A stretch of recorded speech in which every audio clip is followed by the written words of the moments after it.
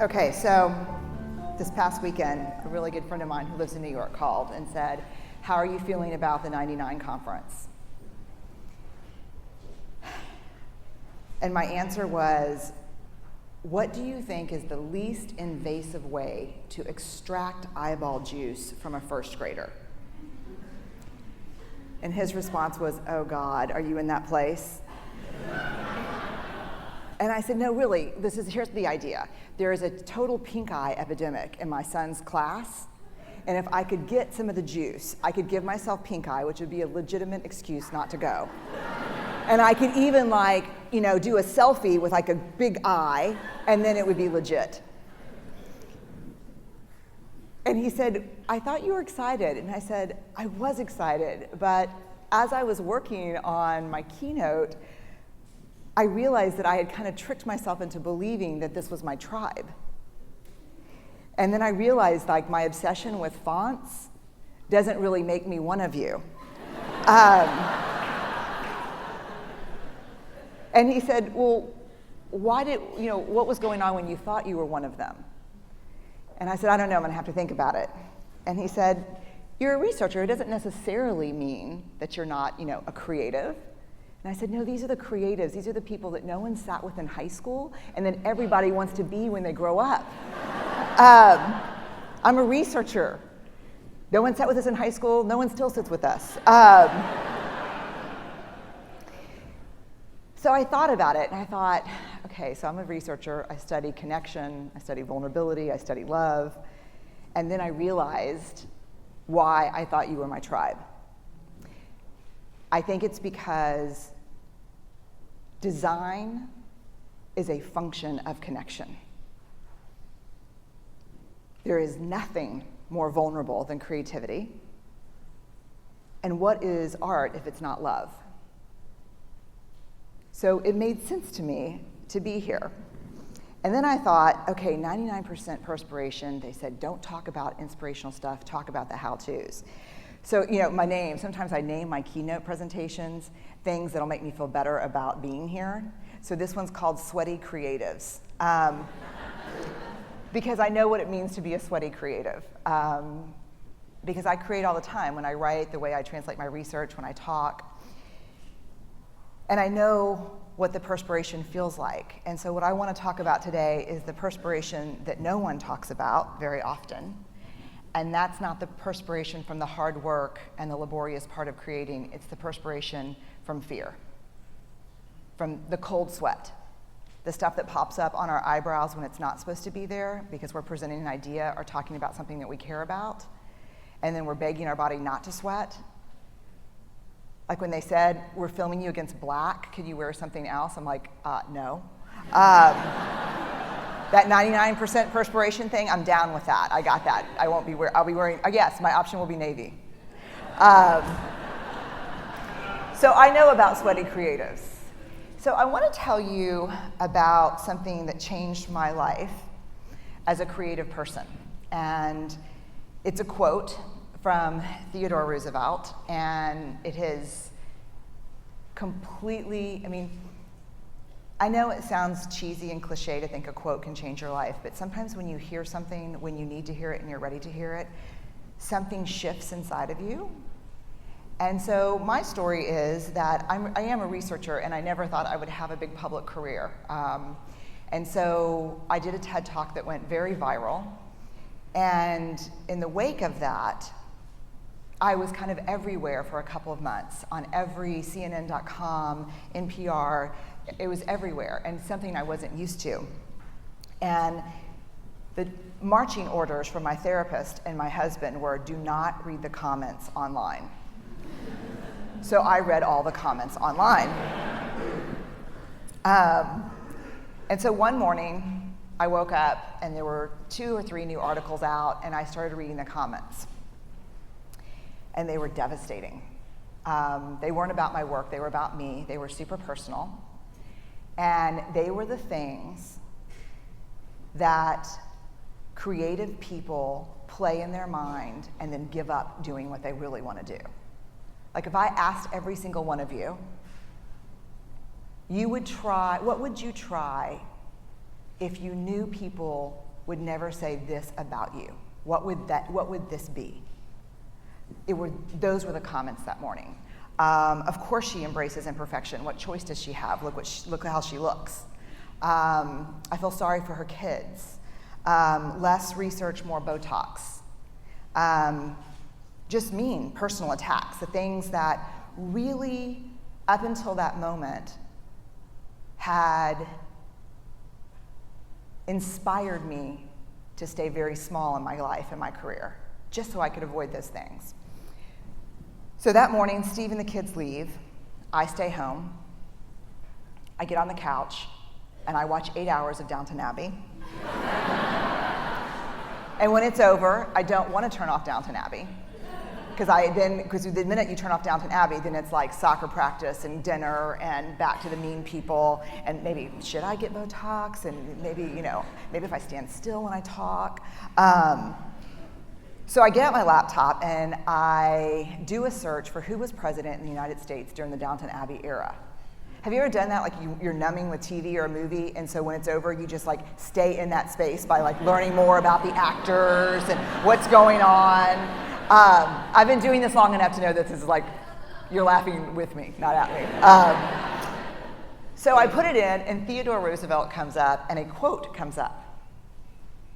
And I read it, and this is what it says. It's a quote from a speech that he gave in the early 1900s at the Sorbonne, and a lot of people call it the Man in the Arena speech. And this is the passage that changes my life. It's not the critic who counts. It's not the man who points out how the strong man stumbles or where the doer of deeds could have done it better. The credit belongs to the person who's actually in the arena, whose face is marred with blood and sweat and dust, who, at the best, in the end, knows the triumph of high achievement, and who, at worst, if he fails daring greatly. So the moment that I read that, I closed my laptop, and this is what shifted in me. 3 huge things. First, I've spent the last 12 years studying vulnerability, and that quote was everything I know about vulnerability. It is not about winning, it's not about losing, it's about showing up and being seen. The second thing, this is who I want to be. I want to create. I want to make things that didn't exist before I touched them. I want to show up and be seen in my work and in my life. And if you're going to show up and be seen, there is only one guarantee, and that is you will get your ass kicked. That is the guarantee. That's the only certainty you have. If you're going to go in the arena and spend any time in there whatsoever, especially if you've committed to creating in your life, you will get your ass kicked. So you have to decide at that moment, I think for all of us, if courage is a value that we hold, this is a consequence. You can't avoid it. The third thing, which really set me free, and I think Steve, my husband, would argue has made me somewhat dangerous, is kind of a new philosophy about criticism, which is this. If you're not in the arena also getting your ass kicked, I'm not interested in your feedback. Period. That's it. If you have constructive information, feedback to give me, I want it. And I'm an academic. I'm hardwired for wrestling around with stuff like that. If you say, hey, you forgot all this literature, or hey, you should have done this, or terrible sentence construction over here, like, let's do it. I love that. But if you're in the cheap seats, not putting yourself on the line, and just talking about how I could do it better, I'm in no way interested in your feedback. So I know about the sweaty creative. And so what I want to do today is I want to talk very specifically about the arena. This is where we sweat. How many of you know this feeling by just looking at the picture? Yeah, show of hands. How many of you know this feeling? So this is what we do down here. Like, I don't know what you do down here, but what I set up camp down here. I like string up twinkle lights, I order takeout food. I live down here sometimes, just dreaming about the day that I come up and how awesome it's gonna be. But I stay down here a lot. And here's what we do. The arena's right there, you can see it, the light's there. And the fear is this. I'm scared, a lot of self-doubt, comparison, anxiety, uncertainty. And so what do most people do when they're walking into the arena and those things are going to greet them up top? What do? You armor up, right? This is where I would imagine the old days that they got all their stuff on. But God, that stuff is heavy. And that stuff is suffocating. And the problem is when you armor up against vulnerability, you shut yourself off. And I've said this to audiences before, but I have never said it to an audience where it is more true than today, this second. When you armor up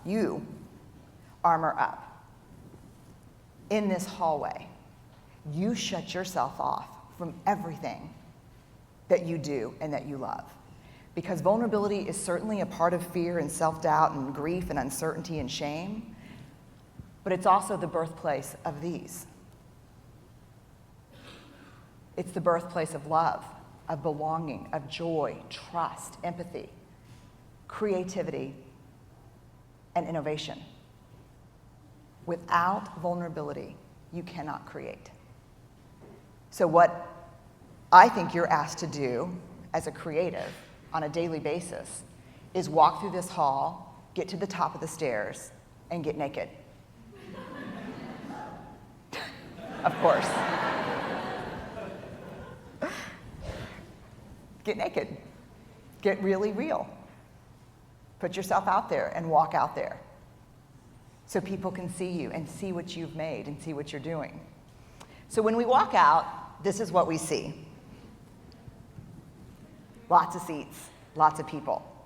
But we focus in and we focus on this, the critics.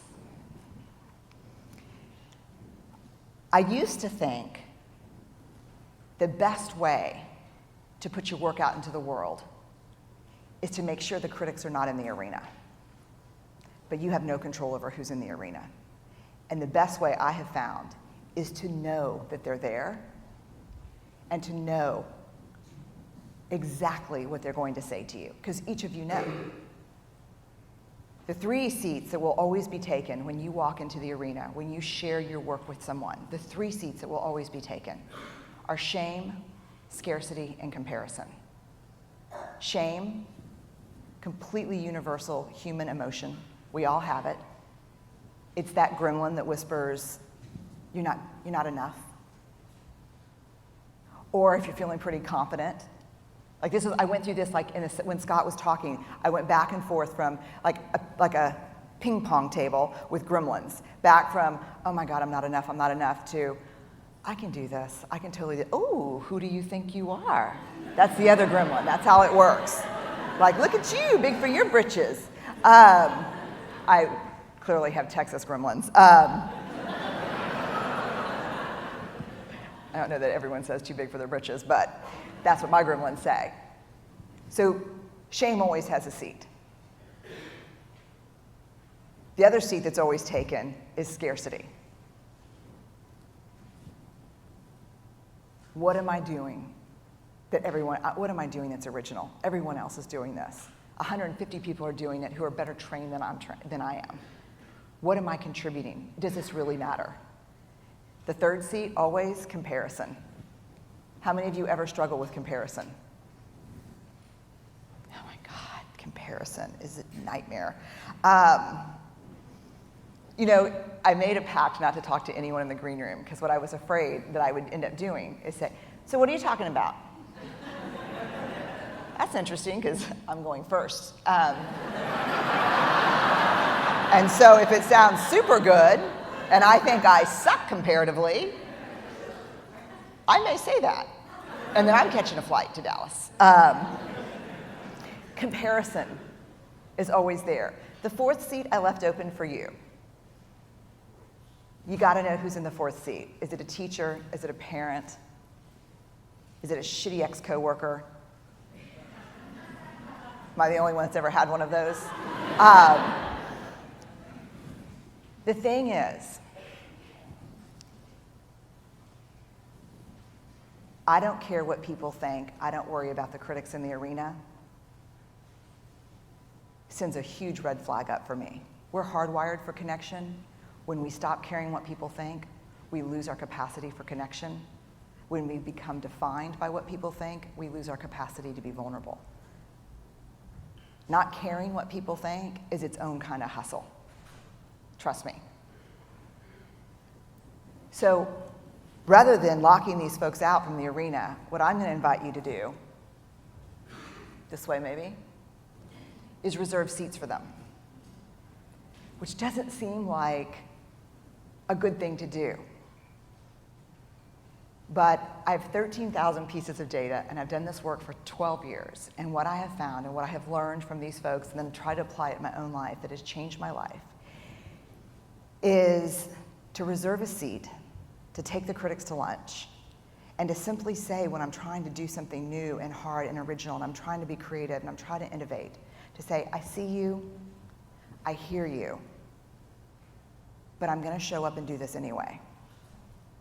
And I've got a seat for you, and you're welcome to come, but I'm not interested in your feedback. The other piece that's tough is, to me, if you're going to spend your life in the arena, if you're going to spend your life showing up, really showing up, there's a couple things that you need. The first is a clarity of values. You have to, I know, when I came out here, I knew I could screw this completely up. I could get booed off stage, bad things could happen, but I don't have a choice, because if courage is my value, I have to do this. Whether it's successful or not is irrelevant. So a real clarity of values is important.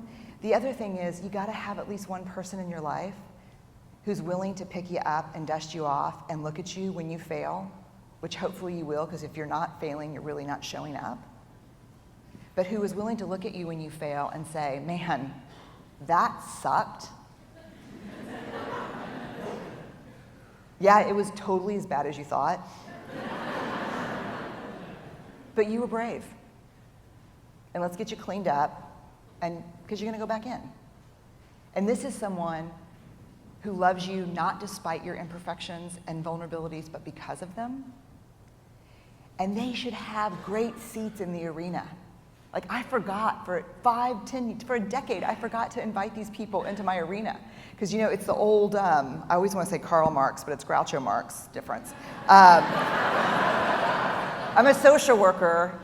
We read a lot more Karl than Groucho. I didn't want to belong to a club that would let me in. I forgot to invite people because I thought, if you're my fan, if you're here supporting me, how important could you be?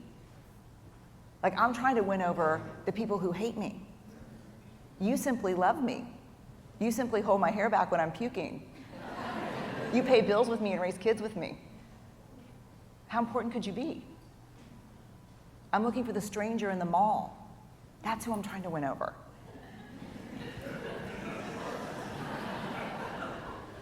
Yes or no? Okay. The last part is, so I guess the real specific how-tos are this. The world keeps going, whether you know it or not. The critics are in the arena, whether you identify them and think about the messages that keep us small. They're there, whether you do that or not. What I have found in my life and what I've found in my research, which fueled what I did in my life, is that the people who have the most courage, who are willing to show up and be the most vulnerable, are the ones who are very clear about who the critics are. The ones who reserve seats for them and say, I hear you, I get it, I know where the messaging's coming from, I'm not buying it anymore. So to get very clear. The last thing, which I think is the hardest, is this. One of these seats needs to be reserved for you. One of these seats needs to be reserved for me.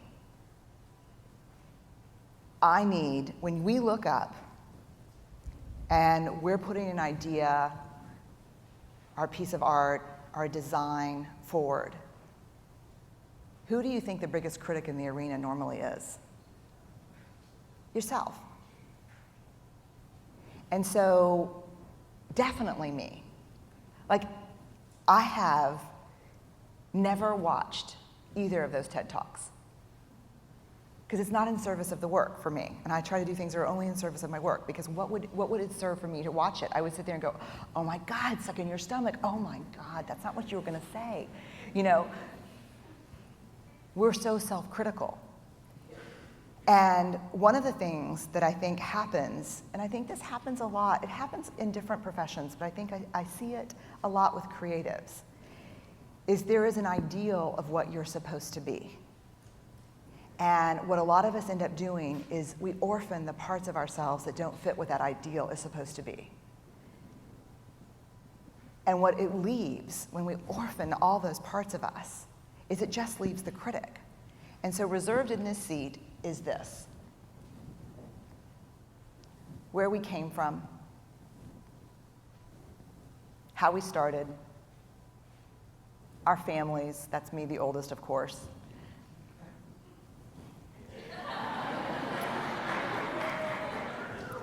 the lost years, the years where I was so lost and confused and hurt and disillusioned that I thought the only path to freedom was a flock of seagulls haircut.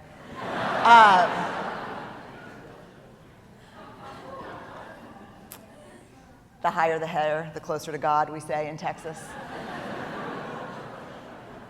The people who love us, the moments that make us who we are.